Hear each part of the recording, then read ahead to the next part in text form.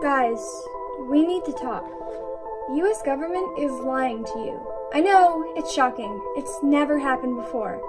But in this very video, I'm going to expose the biggest lie they've told you since birth. I'm going to explain to you why the state of Wyoming does not exist. But first, a word from our sponsor. Did you not make a Christmas video for your YouTube channel? Are you afraid your viewers think that you don't care about them or their holidays?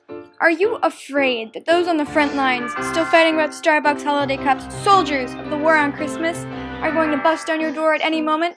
Then put on this tacky Santa hat your mom found at the store for 3 seconds and wish your viewers a Merry Christmas. Now, back to Wyoming. The legitimacy of Wyoming has been peddled by the government for years, but I blame feminists. Yes, Feminists. For planting this lie in our minds. But not these feminists. No. These feminists.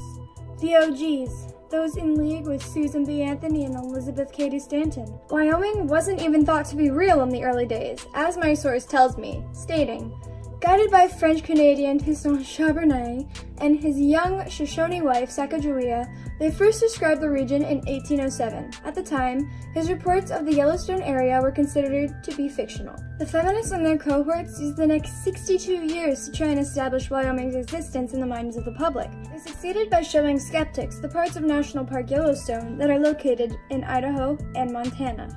Finally, their hard work paid off in 1869, when women were given the right to vote in Wyoming, boosting the morale of feminists across the country, and giving the women's suffrage movement the boost it desperately needed to spread women's equality across the country.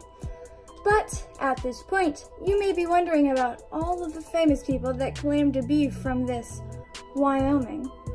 Let's look at some of the people that Wikipedia says are from Wyoming. Harrison Ford? Well, he's actually from a galaxy far, far away, and not Wyoming. That case is closed. And finally, Dick Cheney, George W. Bush's vice president.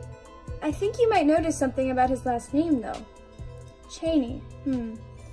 Sounds dangerously similar to Cheyenne, the capital of Wyoming. It's almost as if he's playing along with this dangerous lie, as if he were the leader of a mob.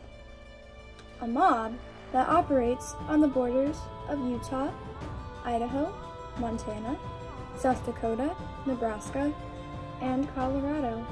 A mob that takes advantage of the fact that the laws of their supposed state of residence do not tax individual income.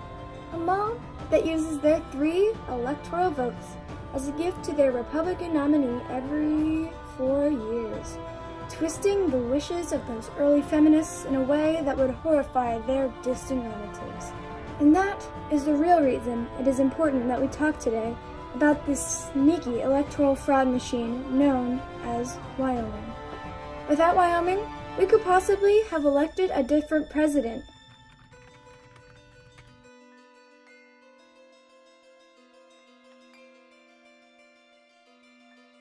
Okay, so maybe not 2016. What about 2000, the year that Dick Cheney ran with George W. Bush?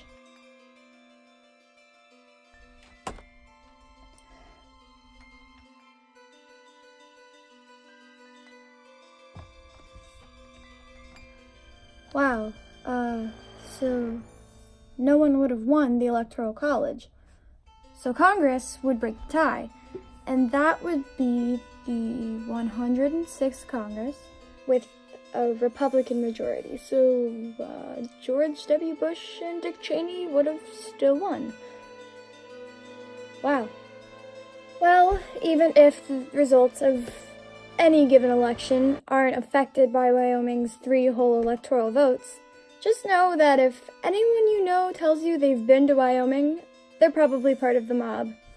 Peace.